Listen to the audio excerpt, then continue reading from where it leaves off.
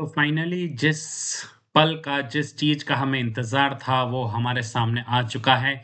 UPSC 2026 का notification out हो चुका है जिसमें 933 पोस्ट के लिए अब एग्जाम की घोषणा कर दी गई है। तो बच्चों दिल थाम के बैठ जाइए, अब आपके पास बहुत सीमित समय है और अब आपको अपनी प्रिपरेशन को, अपनी फियर को क्रम्बल करते हुए, उसे दबाते हुए अब आपको अपने एग्जाम के लिए और मेहनत और जोश के साथ और लगन के साथ तैयारी करनी है। तो चलिए हर चीज को यहाँ पे डिस्कस करते हैं। एग्जाम डेट, एलिजिबिलिटी, क्या बड़े बदलाव हुए, एज लिमिट क्या है, लास्ट डेट क्या है, हर चीज को इस वीडियो में डिस्कस करेंगे। राइट, सो यूपीएससी का जो नोटिफिकेशन है वो 4 तारीख को आ चुका है, आज यानी आ चुका है, और आज से ही आपके फॉर्म भरने की तारीख शुरू हो चुकी है, डेट शुरू हो चुकी है। और लास्ट डेट वैसे हम आके डिस्कस करेंगे। लास्ट डेट है बच्चों 24 फरवरी 2026, 24 फरवरी 2026 आपकी लास्ट डेट है, यानी लगभग 20 दिन का समय आप लोगों के पास है फॉर्म को फिल करने के लिए। आपसे निवेदन है कि फॉर्म जो है आपको कहाँ से भरने हैं। आपको जाना है upsconline.nic.in पे जाके आपको अपने फॉर्म भरने हैं। ये वेबसाइट आपको पता होनी चाहिए। upsconline.nic.in पे आपको अपने फॉर्म भरने हैं। ठीक है, last date of application again जैसा मैं आपको रीआइटरेट कर रहा हूँ, 24 फरवरी 2026 शाम 6 बजे तक के लिए पोर्टल खुला रहेगा। लेकिन don't wait for the last day. I am again telling you, don't wait for last day, because कई बार क्या होता है, टेक्निकल एरर्स आती हैं, वेबसाइट डाउन हो जाती हैं, और जो सेंटर्स चाहिए होते हैं अगर वो फुल हो जाते हैं तो आपके पास सेंटर के ऑप्शंस भी खत्म हो जाएंगे। फॉर्म भरते वक्त आप ध्यान रखना, आपका जो ई एडमिट कार्ड आएगा वो आपके मेल आईडी पर ही आएगा। So provide valid and active email ID, this is very important. Please provide valid and active email ID, क्योंकि उसी के ऊपर आपके पास आपका एडमिट कार्ड आएगा, ई एडमिट कार्ड आएगा जो आपको डाउनलोड करना होगा। ठीक है, 3-4 दिन पहले आपका एडमिट कार्ड आ जाएगा, ऐसा ऑलरेडी यूपीएससी कह रही है एग्जामिनेशन डेट से पहले। ठीक है, आपके कैंडिडेट्स को ऑलरेडी कैंडिडेट्स को ये कहा गया है कि 30 मिनट पहले आपको अपने एग्जाम हॉल में पहुंचना है। 30 मिनट पहले अगर आप पहुंच जाते हैं तो आप उसके बाद गेट बंद कर दिए जाएंगे, तो no late entry will be allowed, ध्यान रखिएगा। ठीक है, अगर बात करें तो टोटल सर्विसेज, कितनी सर्विसेज के लिए एग्जाम हो रहा है बच्चों, कितनी सर्विसेज के लिए एग्जाम हो रहा है, टोटल जो है आपके 23 सर्विसेज के लिए एग्जाम हो रहा है। 23 सर्विसेज के लिए एग्जाम हो रहा है, आप देख सकते हैं। ये हैं 23 सर्विसेज, जिसमें IAS, IFS, IPS, IAS, group A services, group B services, ऐसे 23 पद हैं जिसके ऊपर एग्जाम हो रहा है, जिसमें आपके central level services, group A services और ग्रुप बी सर्विसेज सब इसके अंदर मौजूद हैं। ठीक है, टोटल कितनी वैकेंसीज के लिए हैं ऑलरेडी मैंने आपको वीडियो की शुरुआत में बता दिया था बच्चों। 933 वैकेंसीज इस बार निकाली गई है यूपीएससी द्वारा, तो 933 पदों पर इस बार एग्जामिनेशन होगा।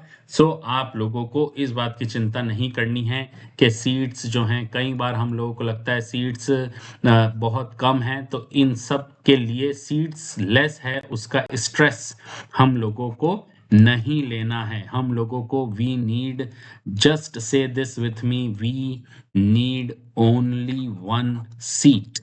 हमें केवल और केवल कितनी सीट चाहिए, हमें केवल और केवल हमें चाहिए, वी नीड 1 सीट बच्चों, है ना। तो हमें 1 सीट यहाँ पे चाहिए, हमें किसी भी चीज के लिए डरने की जरूरत नहीं है।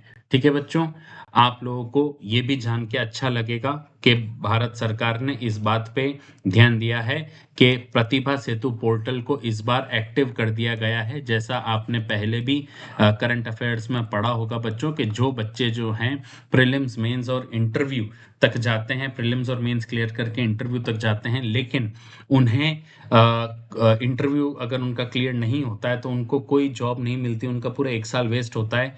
तो उनका 1 साल वेस्ट ना हो उसके लिए the candidates who are appearing in the final stage of examination will be made accessible to any registered private company, public sector undertaking, statutory or autonomous organization of government of India on the dedicated portal। यानी प्रतिभा सेतु portal पे आप apply कर सकते हैं ताकि वहां से आप किसी भी निजी या सरकारी कंपनी में आप क्या कर सकते हैं, वहां पे अप्लाई कर सकते हैं।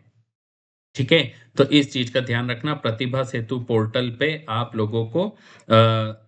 लोगों को अच्छे से रजिस्ट्रेशन करना है। This is very very very very very important. ठीक है, अगर आपने रजिस्ट्रेशन नहीं किया तो शॉर्ट बायोडेटा वहां पे मांगेंगे, तो जरूर से जरूर दीजिएगा। हु नोज लक कहाँ काम करता है। ठीक है, चलिए प्रीलिम सेंटर की बात करें तो टोटल 83 सेंटर्स पूरे भारत में लिए गए हैं। आप इसमें से अपना शहर ढूंढ सकते हैं, आप कौन कौन से शहर से हैं। मेजर जितने भी भारत के बड़े बड़े शहर हैं उन सबको इसमें डाला गया है। तो करीबन 83 सेंटर्स यहाँ पे मौजूद हैं। आप स्क्रीन को वीडियो को पॉज करके आप प्रीलिम्स के सेंटर देख सकते हैं। अगर मेंस के सेंटर की बात करें तो मेंस में कुल 27 सेंटर जो हैं मेंस के टारगेट में दिए गए हैं, प्रीलिम से कम ही होते हैं बच्चों।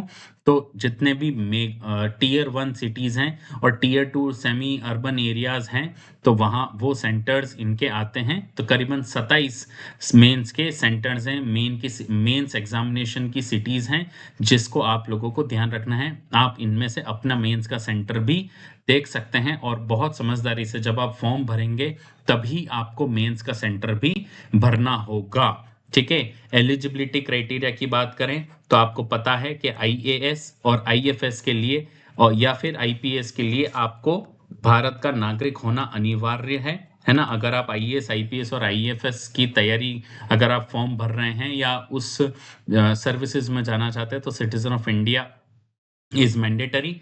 लेकिन अदर सर्विसेज के लिए सिटीजन ऑफ इंडिया के साथ साथ citizen of Nepal, Bhutan, Tibetan refugee है ना, person of Indian origin who migrated from Pakistan, Burma, Sri Lanka, East African countries of Kenya, Uganda, Tanzania, Zambia, Malawi, Zaire, Ethiopia, Vietnam, ये सब भी क्या कर सकते हैं, अप्लाई कर सकते हैं यूपीएससी के लिए। ठीक है, एज लिमिट देख लीजिए बच्चों, बहुत इंपॉर्टेंट है।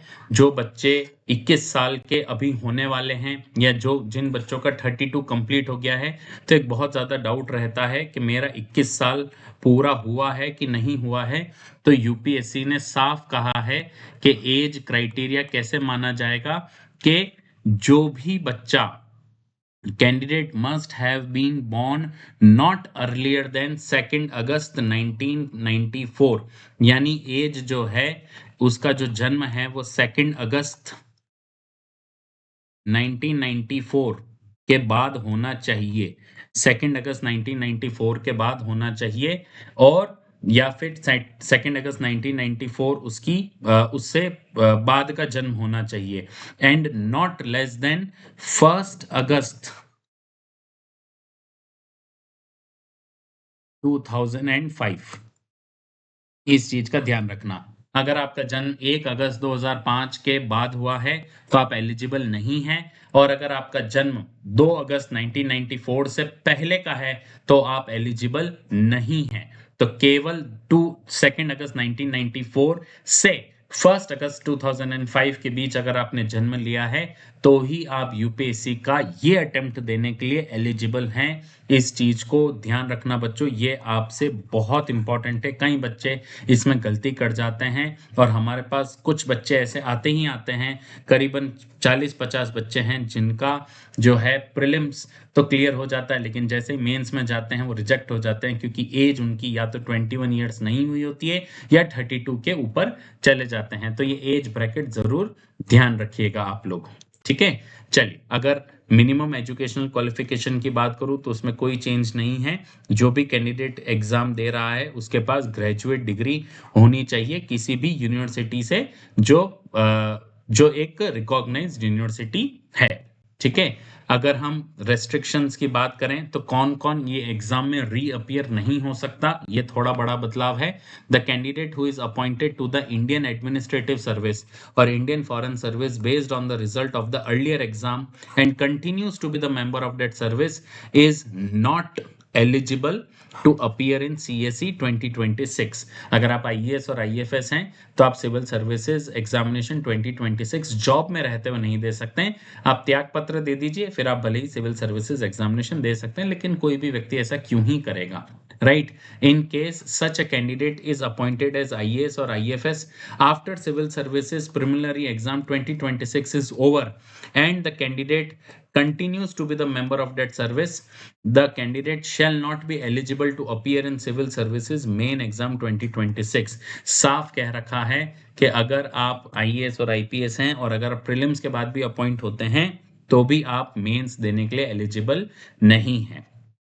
ठीक है, सेकंड पॉइंट ये दे रखा है, the candidate who has been selected और appointed to the Indian police services on the basis of the result of the earlier examination shall not be eligible to opt for or allocated to Indian Police Service on the basis of the result of CSE 2026। अगर आप पहले से ही जो है अगर आप पहले से ही IPS हैं और अगर आपका सिविल सर्विसेज एग्जामिनेशन क्लियर हो चुका है तो भी आप इस चीज के लिए ध्यान रखेंगे कि आपका जो है आप इस चीज के लिए एलिजिबल नहीं है कि आप वापस जो हैं वापस जो हैं कि आप IPS चुने। इस चीज का आप लोग ध्यान रखिएगा। ठीक है,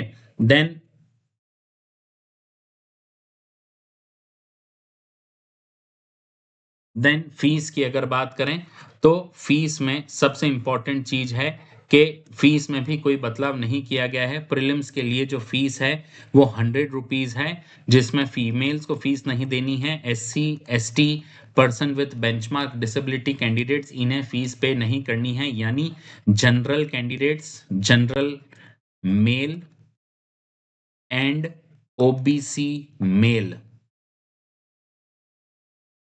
इनकी प्रीलिम्स की जो फीस है वो कितनी होगी, 100 रुपीज होगी। और इनकी मेंस की जो फीस होगी वो 200 रुपीज होगी। इस चीज का ध्यान रखें, बाकी किसी की भी फीस नहीं लगेगी।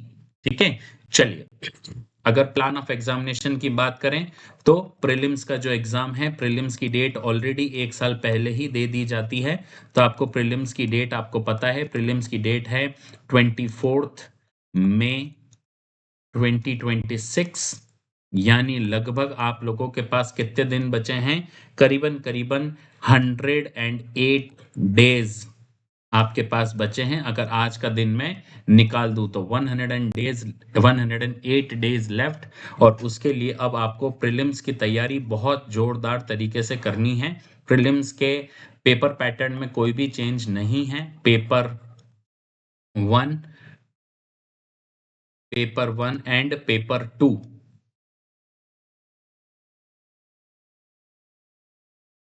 Paper one and paper two दोनों ही सेम का सेम है। पेपर वन जो है वो है आप लोगों का GS paper one, GS paper one that is GS paper one and paper two is CSAT। ठीक है, और मेंस के एग्जामिनेशन में भी सेम वही पेपर है। रिटन एग्जाम जो है वो रिटन एग्जाम के अंदर आप लोगों के 2 सेक्शन में पेपर होंगे। आपको पता है, two language paper will be there, 2 language paper will be there and 7 merit paper will be there. Syllabus में किसी भी प्रकार का कोई भी बदलाव नहीं किया है। 1 paper will B English, that will be compulsory. English का जो पेपर है ये कंपल्सरी होगा, है ना। और बाकी जो एनी इंडियन लैंग्वेज जो आपको यहाँ पे लेनी है वो आप कोई भी चूज कर सकते हैं। इंडियन लैंग्वेज आप यहाँ पे चूज कर सकते हैं। और 7 पेपर में आपको पता है ना कौन कौन से पेपर हैं। ऐसे GS paper one, GS paper two, GS paper three, GS paper four, then optional, paper 1 and paper 2, ये आपके पेपर हैं, राइट। और ये सारा रिटन एग्जाम जो है ये कितने मार्क्स का होगा बच्चों? लैंग्वेज पेपर जो है ये 300 ईच मार्क्स का होगा, लेकिन ये क्वालिफाइंग नेचर का होता है। और 7 मेरिट पेपर जो हैं ये सारे पेपर 250 मार्क्स के हैं, 250 ईच है, तो 1750 मार्क्स का ये पूरा राउंड होगा। और इंटरव्यू जो है ये 275 मार्क्स का होगा, इसमें कोई भी बदलाव नहीं किया गया है। तो जो आपकी मेरिट है वो 1750 प्लस 275 यानी 2025 मार्क्स के आधार पर आपकी मेरिट निकाली जाएगी, राइट। सो बच्चों आपके पास 108 दिन मौजूद हैं, प्रीलिम्स की डेट आ चुकी है। ऑलरेडी आपको डेट पहले से ही पता थी, नोटिफिकेशन आ चुका है, यानी बस अब हमें तैयारी करनी है हमारे एग्जाम की। So without wasting much time, right, please stick on the basics, keep on revising your concepts. नए कंसेप्ट्स अब पढ़ने का कोई मतलब नहीं है, कीप ऑन रिवाइजिंग, अपने आप पे भरोसा रखिएगा, right. Thank you so much for watching this video. If you're liking our content, please subscribe to watch such interesting content. Bye.